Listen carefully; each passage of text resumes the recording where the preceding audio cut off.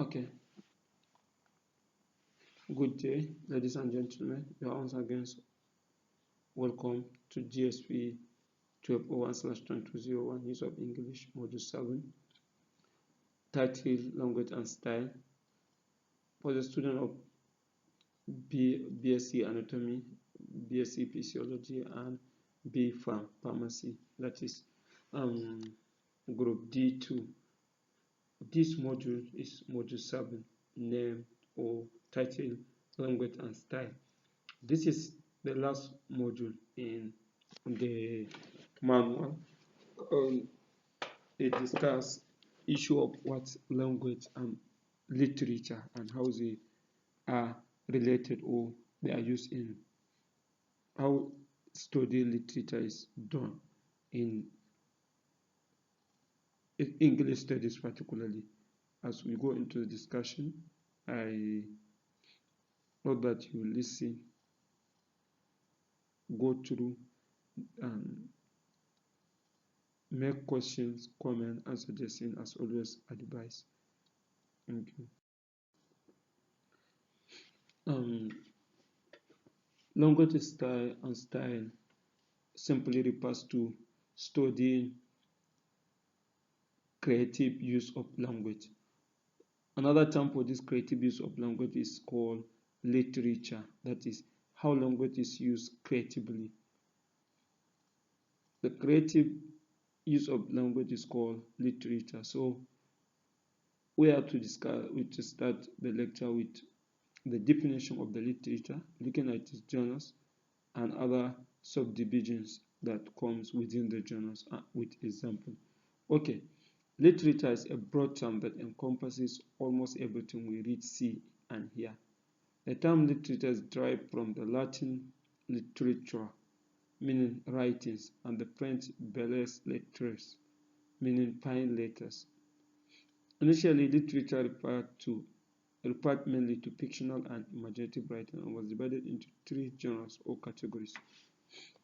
These categories or genres are poetry, prose, and drama.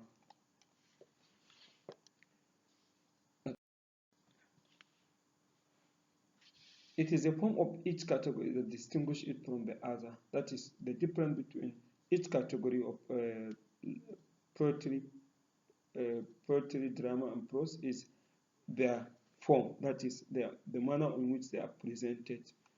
So, I think even it doesn't require a special training for one to easily say this is a poem, this is a work of prose, and this is drama. Though one may not be aware of the naming and classification in literature. Okay. It is said that, for instance, all the first three genres could share the same theme or subject matter. For example, there may be a work of poetry on corruption, a work of prose on corruption, or a work of drama on corruption, love, education, and etc. etc. But each one looks different on the page. What this means is that a page of poetry is distinct from a page of play or drama.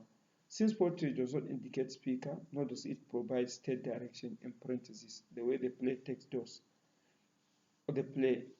And prose is distinct because all the line runs to the edge of the page and do not stop arbitrarily the way the lines of poem, for instance, do. Nowadays, however, the term literature has been expanded to encompass even writing that are factual or truth-telling. There is now a fourth genre of literature or category of literature called life writing. And this refers to non-fictional writing such as autobiography, biography, diary, journal, memoir, travelogue, and letters and essays. All these are now seen as part of the literature. Most of this writing, or some of this writing as we see today, are not necessarily fictional. So they are called, there may be fictional life writing or non-fictional life writing. But this is a new classification, especially looking at their specific, their specialized or characterized way of narrating, structure, and maybe content. This is also a new genre of essay called life writing. Okay. In doing literature, we look at we can say that a work of literature can be called a fiction or a non-fiction. Then what is this fiction mean? We say the term fiction denotes any literary narrative, whether in prose or verse, which is invented instead of being an account of events that actually happened. So fiction refers to a created story, an imaginary, that which is just from the imagination of the author.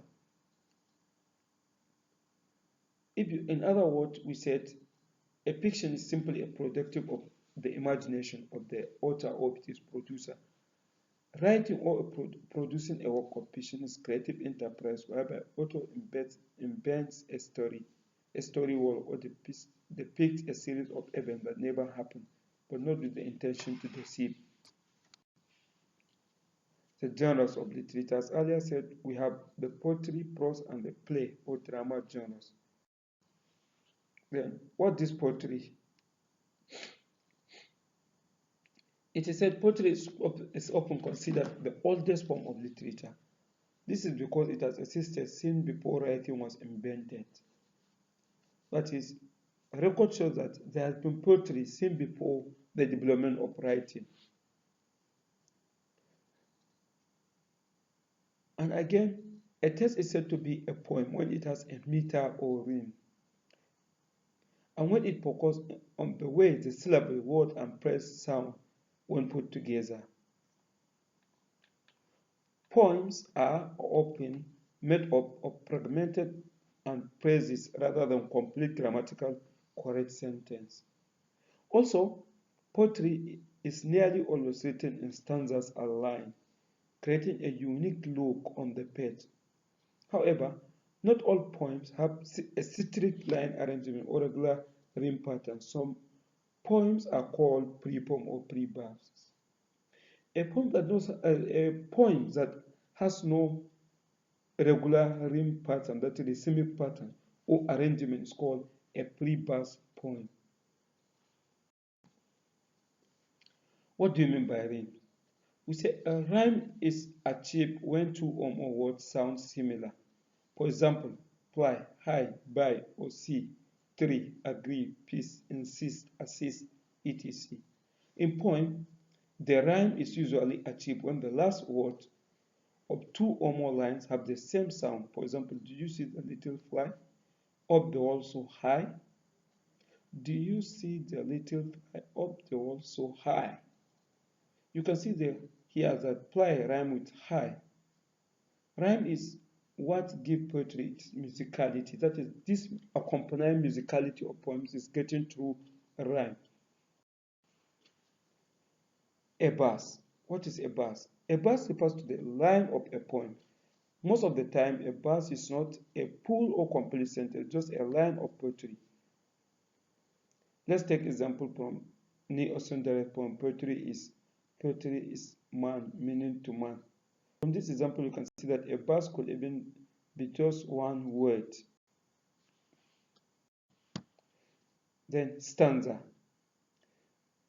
What stanza is derived from the Italian language, for stopping place. A stanza is a grouping of verse lines in a poem. Stanza are often separated by space in a printed text. So when you see a combination of 2, 3, or 4 lines put together, what comes next is called the compound name for this line is called what? Lines is called stanza. A stanza, if you like, is a group of lines in poetry that usually collocate in sound and musicality. The stanza is the equivalent of a paragraph in prose writing. In other words, a passage or story or essay is made up of paragraph, while a poem is made up of stanzas. A paragraph is made up of sentences, while a stanza is made up of lines or verses. The excerpt given above is from Osundare's poem. The excerpt given above from Osundare's poem is a stanza.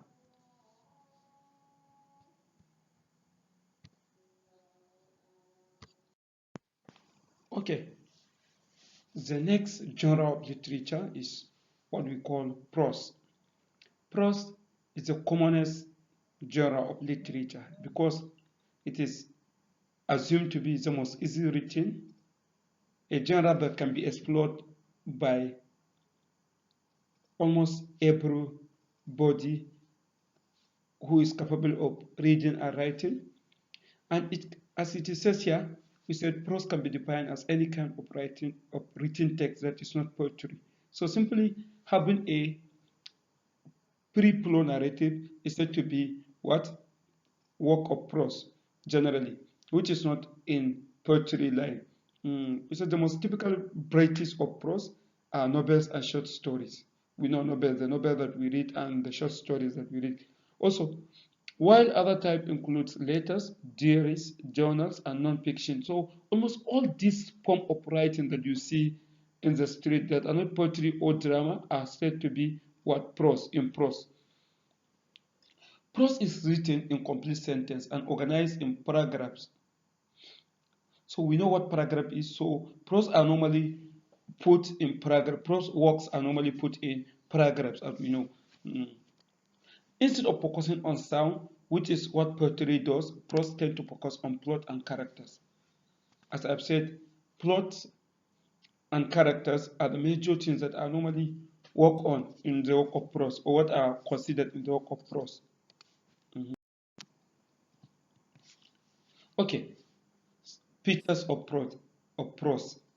How do we distinguish a prose work from other work, or how do you appreciate a prose work and make a kind of a judgment of being a good one or not? We said that's what is called plot. Plot, that is the plotting of the story. This means the arrangement of event of a story, of the events of a story. How things are ordered, that is in terms of order of occurrence. The most common type of plot is the one we call linear plot, which has this structure: beginning, middle, and end, or departure, then adventure and return. You may have a structure with beginning, middle, and then end, that is following the normal pattern of occurrence. The childhood, adulthood, and maybe death. This is beginning, middle, and end, for example. Or you have departure, adventure, and then return. In non-fiction or in travelogue, for example, you have the point. It will start from the point where a character departs, then adventure into the world, and then return. This is a kind of what? A linear arrangement of things. That is, there is no there's no any manipulation in the plot. However, not all plots are linear or chronological. There may be situations whereby a story may begin from the end as a flashback, then going back to the middle and then the beginning, or from the end, then the beginning, and then end at the middle. Okay. The story above has a linear plot since the event of the story are narrated sequentially. That is, as we have said, beginning, middle, and end. Then again, another feature is that of characters and characterization. How the actors, how the people that are mentioned, that are involved in the play, are presented, how they were given names, and how they were given a kind of an action. We said characters are the people, animal, or things whose action drive the plot of or story. This means that characters can be human or non-human, such as animals, trees, or even things. In non-human stories, you may have characters that are non-human characters. For example, in animal stories, you have tortoise, you have dog, and what have you. You have the lion, and what have you, which are given the kind of what? Animal qualities. Character can be either round or flat, or they could be major and minor. What do you mean by major characters? First of all, when we talk of major characters, we said are those that play significant or important role in the story. Without them, there will be no story. That is what we call sometimes the major characters or main characters. The minor characters are not so important as major characters, and therefore Even if without them the story could still remain. So these are the kind of what the not so important personality that appear in story. With or without them the story will still what flow and make sense. Most major characters are round. That is, when we talk of round character, we mean those the story revolve around them. That is to show what happened in the story to them from the initial of the story to the end. Maybe their emergence, their growth, and maybe their what do you call a point of return, that is turning back. Then flag characters, on the other hand, are static. But by static, we mean they have a defined role, which is sometimes once or maybe more than once, but they have what a kind of what the story is not built around their life. Maybe they have just a particular role that they play, and this is what we call flag characters. Normally, minor characters are key. What we need to add regarding this setting is sometimes we talk of time. There's a time. Maybe the novel is situated in the past. The setting is what 1950 Kano, Nigeria. So the novel will be, or a story will be talking about what happened or how things are in 1950. So the story is built in Kano, but in 1950, or a modern day Kano, that is 2021, 2022 Kano, as we have it now. Maybe. So this is what we call location setting and time setting. Okay. Play or drama. Any text meant to be performed rather than read can be considered as drama. We said dramas are usually called plays. By this we mean a story that is meant to what? Perform either on stage or any other place that is suitable for conducting drama. A greater part of drama is normally a kind of what extent between what characters, that is what we call dialogue, with periodic state direction. Normally, there's a extent of talk between actors, between what the characters involved in the story. Dramas are meant to be acted out in front of an audience. The writer of a drama is called a playwright. A playwright, that is playwright with WRIGHT. Please take note of this. When we talk of dialogue, we refer to this talk, that is the kind of conversation between two or more actors or characters. Then that's what we call monologue. A monologue is used to refer to a situation where a character speaks alone to no one in particular or speak to himself, sometimes called soliloquy. That is what is called interior monologue or soliloquy. Then there is what we call stage direction. By stage direction, we pass to instruction given by the playwright on how the stage is to be arranged or how certain actions are to be done. It is usually written in italics. Maybe you put in bracket, smiling, sitting down. That is how the action, how particular action should be carried out. Maybe the character is speaking while talking down. In bracket we put, or in italics we put sitting down, and then say what you want to say, because everything is meant to be written. So what is in italic or in bracket indicate how the action is performed. This is called stage direction. Okay, we said, as we have said, that this is another or a kind of a new genre that is added to the already existing traditional three, that is the poetry, prose, and drama. We have what's called non-fiction. The development of what we call literacy generally, ability of human to read and write, bring about this genre into being, because human learn to write about themselves or about other people around them. That is what we call autobiography. We said generally biography, where it is written by oneself, it is called autobiography. Where it's written by another person, is called biography. And when one records some important event or happening in his life, we call his or her life, we call this what? Diary. Then travelogues speak about what? Experience in the course of what? Account of journey or traveling. Okay.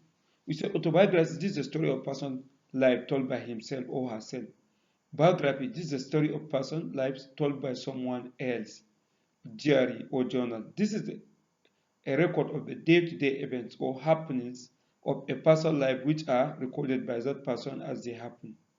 Traveler, this is an account of a journey or travel recorded by the traveler, showcasing the strange people, places, things, and customs that are encountered in the course of the journey.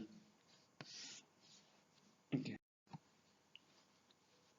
Other types of literature include oral literature such as folklore, fables, legends, myths, folktales, and graphic novels and comics books. These are other a kind of what, though not well developed like the poem that we have mentioned, but a kind of a sub genre of literature that are also in existence, which are not maybe fully captured in the main poem that we talk about. Okay, by way of concluding, we said in a nutshell, literature is divided into three major genres. That is poetry, prose, and play, or what we call drama. Prose work can be further divided into fiction and non-fiction, and each of these has its own features and characteristics. The beauty of literature is that it is all around us. We can all see and observe these things without being told.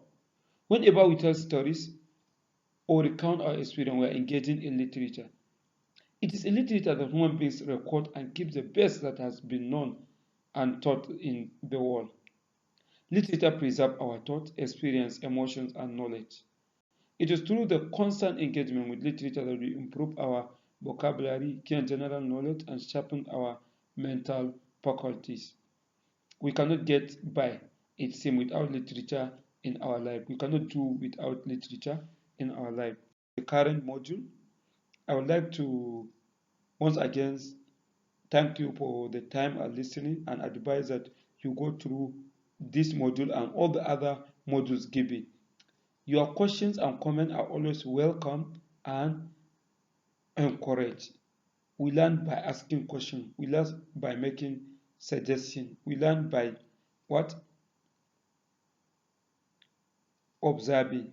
So feel free to ask questions, forward your question or whatever, using whatever means that you can and whatever time that you have still some week to start the examination. So while wishing you all the best, we still anticipate your question, comment, and observation. Thank you once again. Reference for your